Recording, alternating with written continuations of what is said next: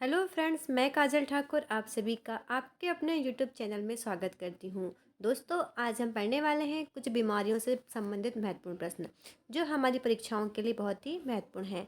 हमारी जो first unit है उसमें हमें रोग दी हुई है, संक्रामक रोग, उनसे फैलने वाली बीमारियाँ। तो दोस्तों, आज हम जो हमें पिछली कक्षाएँ हैं हम उनमें भी रोग के बारे में ही पढ़ते आ रहे हैं और आज भी हम इस वीडियो में कुछ बीमारियों से संबंधित रोग पढ़ेंगे और उनके साथ साथ हम उस बीमारी के बारे में पूरी जानकारी प्राप्त करेंगे।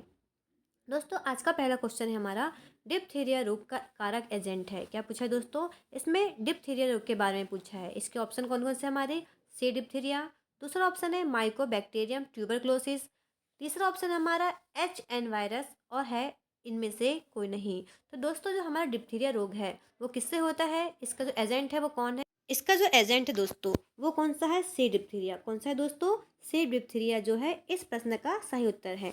दोस्तों, जो इसका जीवाणु होता है वो कौन सा होता है? Corona bacterium diphtheria. कौन सा होता है? Corona bacterium diphtheria. इसे हम कार्नियो बैक्टीरियम डिप्थीरी के नाम से भी जानते हैं। तो इसका एजेंट कौन सा है? कॉर्निया बैक्टीरियम डिप्थीरी या कोरोना बैक्टीरियम डिप्थीरिया। ये सी डिप्थीरिया इसका करेक्ट उत्तर है। अगला प्रश्न है हमारा, निम्न में से डिप्थीरिया जीवाणु के प्रकार हैं। पहला है ग्रेविस, दूसरा है मिटिस, तीसरा ऑप्शन है इंटरमेडियस, चौथा ऑप्शन है ये सभी। तो दोस्तों, जो डिप्थीरिया का जीवाणु है वो किस प्रकार का है? वो इन तीनों के प्रकार का है, अर्थात इस प्रश्न का सही उत्तर है हमारा ये सभी। डिप्थीरिया जीवाणु के प्रकार कौन कौन से हैं? ग्रेविस, इंटरमेडियस और तीसरा जो हमारा मिटिस। ये क्या है? तीनों प्रकार हैं किसके? डिप्थीरिया जीवाणु के। आइए बढ़ते हैं अगले प्रश्न की ओर। अगला प्रश्न है दोस्तों हमारा, डिप्थीरिया रोग के संक्रमण अवधि होती है, अर्थात रोग उत्पन्न किस टाइम के बाद होते हैं? तो पहला है 14 से 28 दिन, दूसरा ऑप्शन है 2 से 5 दिन तक, तीसरा ऑप्शन हमारा 1 से 3 दिन तक और इनमें से कोई नहीं। तो दोस्तों, जो डिप्थीरिया रोग है इसकी संक्रमण अवधि होती है, अर्थात रोग जब उत्पन्न होते हैं किसके बाद होते हैं? 14 से 28 दिन। कितना लगता है दोस्तों समय इसका? 14 से 28 दिन तक डिप्थीरिया रोग की संक्रमण अवधि होती है और रोग उत्पन्न होने के बाद दिखाई देते हैं। कब? 14 से 28 दिन तक होती है। अगला प्रश्न है दोस्तों हमारा, डिप्थीरिया में टेस्ट किया जाता है किसका? पहला है सिक परीक्षण, दूसरा है विडाल टेस्ट, तीसरा है एलिसा टेस्ट और चौथा है इनमें से कोई नहीं। तो दोस्तों, डिप्थीरिया जो टेस्ट किया जाता है किसके माध्यम से इसका परीक्षण किया जाता है कि डिप्थीरिया रोग है? तो दोस्तों, उसमें किया जाता है सिक परीक्षण का। किसका दोस्तों? सिक परीक्षण का टेस्ट किया जाता है डिप्थीरिया के रोग में। अगला प्रश्न है हमारा, डिप्थीरिया का टीका कब लगाया जाता है, अर्थात कहाँ लगाया जाता है? हमारी जो बॉडी है, बॉडी के किस पार्ट में और किस त्वचा में लगाया जाता है? तो इसका पहला ऑप्शन है मांसपेशी के अंदर, दूसरा ऑप्शन है चमड़ी के नीचे, तीसरा ऑप्शन है त्वचा के ऊपरी भाग में, चौथा है इनमें से कोई नहीं। तो दोस्तों, इस प्रश्न का सही उत्तर है हमारा मांसपेशी के अंदर। कब लगाए कहाँ लगाते हैं दोस्तों? मांसपेशी के अंदर डिप्थीरिया का टीका लगाया जाता है। अगला प्रश्न है हमारा, डिप्थीरिया के उपचार में दवा दी जाती है। पहला है पेनिसिलिन, दूसरा है एरिथ्रोमाइसिन, तीसरा ऑप्शन है हमारा ए और बी दोनों, चौथा इनमें से कोई नहीं। तो दोस्तों, डिप्थीरिया के उपचार में दवा कौन सी दी जाती है? पेनिसिलिन की भी दी जाती है और एरिथ्रोमाइसिन माइसिन की। इसलिए इस प्रश्न का सही उत्तर है दोस्तों ए और बी। कौन सा है दोस्तों? ए और बी जो है उपचार दवाई दी जाती है डिप्थीरिया के रोग से बचने के लिए, अर्थात उसके उपचार के लिए ए और बी अर्थात पेनिसिलिन और एथ्रोमाइसिन दोनों दवाएं दी जाती है।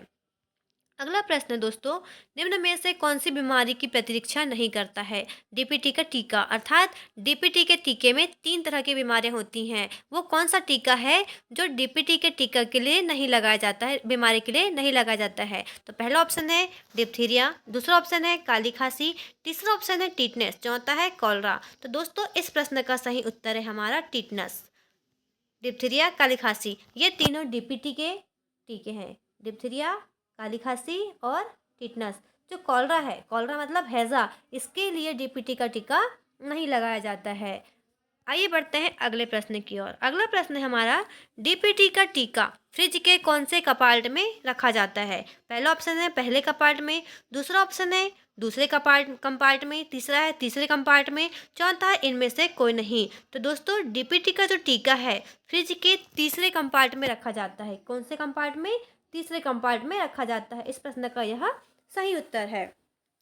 अगला प्रश्न है दोस्तों हमारा, डीपीटी का टीका तापमान का भंडारण करना चाहिए, अर्थात डीपीटी के टीकों को कितने डिग्री में रखना चाहिए ताकि वह खराब ना हो, अर्थात उसका जो तापमान का भंडारण है कितने डिग्री सेंटीग्रेड में करना चाहिए। पहला है 4 से 8 डिग्री सेंटीग्रेड, दूसरा है 5 से 10 सेंटीग्रेड और तीसरा दिया है 1 से 3 डिग्री सेंटीग्रेड और चौथा इनमें से कोई नहीं।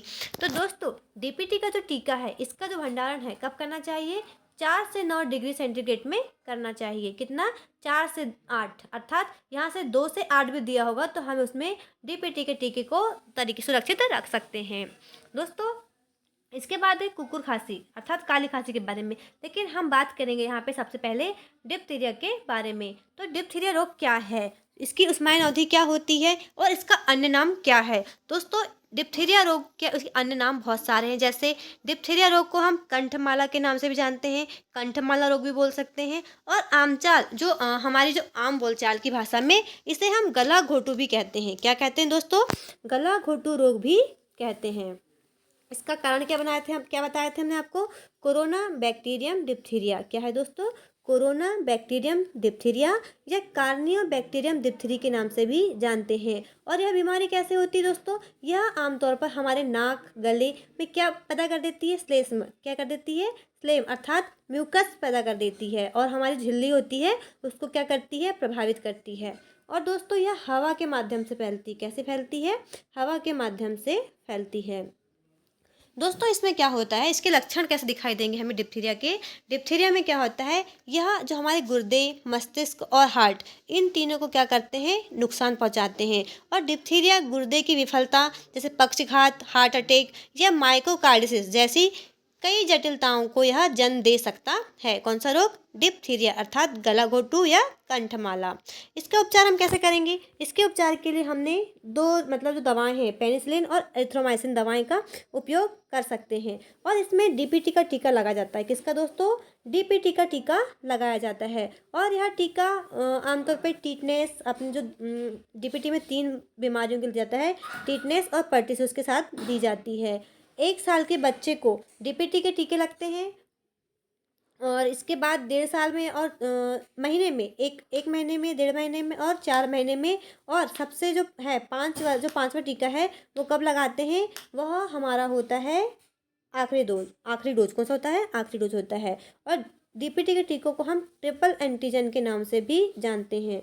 और इसके जो टेस्ट कैसे करते हैं, हम सिक परीक्षण के द्वारा हम इस टेस्ट को टेस्ट करते हैं कि यह डिप्थीरिया रोग हुआ है। और दोस्तों डिप्थीरिया का जो उस्माइन अवधि होती है वो कौन सी होती है, 2 से 6 दिन तक होती है। कब तक होती है दोस्तों, 2 से 6 दिन तक डिप्थीरिया की उस्माइन अवधि होती है।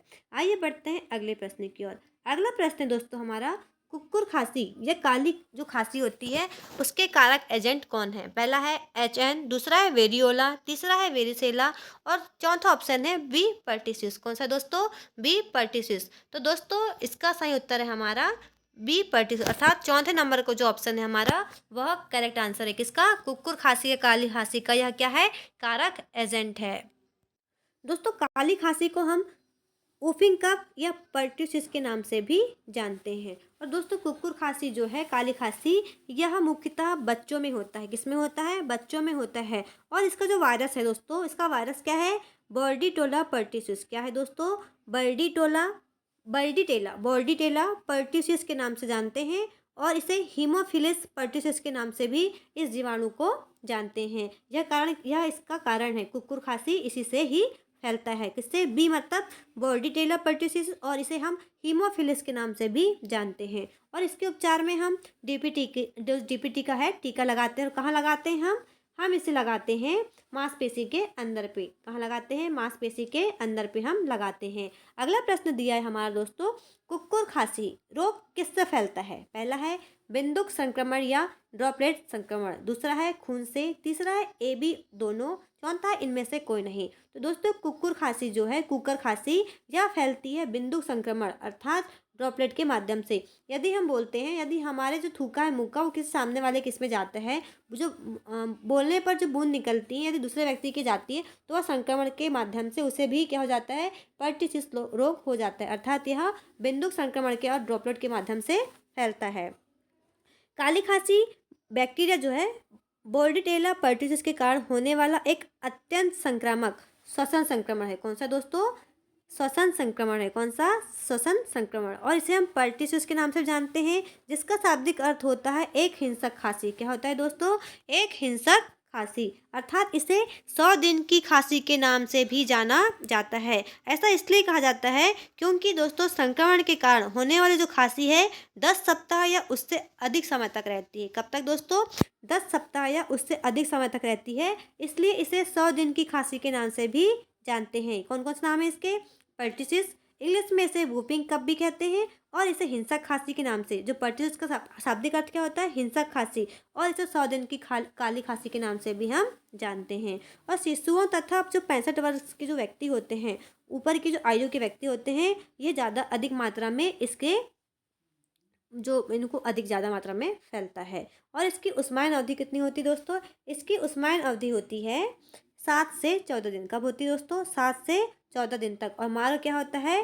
श्वसन तंत्र। अगला प्रश्न है हमारा, कुक्कर खांसी सामान्यतः रहती है, कब तक रहती है? पहला 1 से 2 सप्ताह तक, दूसरा ऑप्शन है 2 से 4 सप्ताह तक, तीसरा है 6 से 8 सप्ताह तक, और इनमें से कोई नहीं। तो दोस्तों इस प्रश्न का सही उत्तर हमारा 6 से 8 सप्ताह तक यह सामान्यतः होती है। तभी पता चलता है इतने टाइम लंबे समय बाद यदि होती है तो इसे हम काली खांसी के नाम से जानते हैं। और यह 7 से 14 दिन के अंदर पता चल जाता है कि इसे क्या हुआ है? खांसी हुई है। यह आज के हमारे प्रश्न थे जो बहुत ही महत्वपूर्ण हैं परीक्षाओं के लिए। हमारी जो महिला परीक्षा भर्ती परीक्षा है उसमें इसी तरह के प्रश्न पूछे जाते हैं। यदि आपको हमारी कक्षा पसंद आई हो तो लाइक और सब्सक्राइब अवश्य करें। धन्यवाद।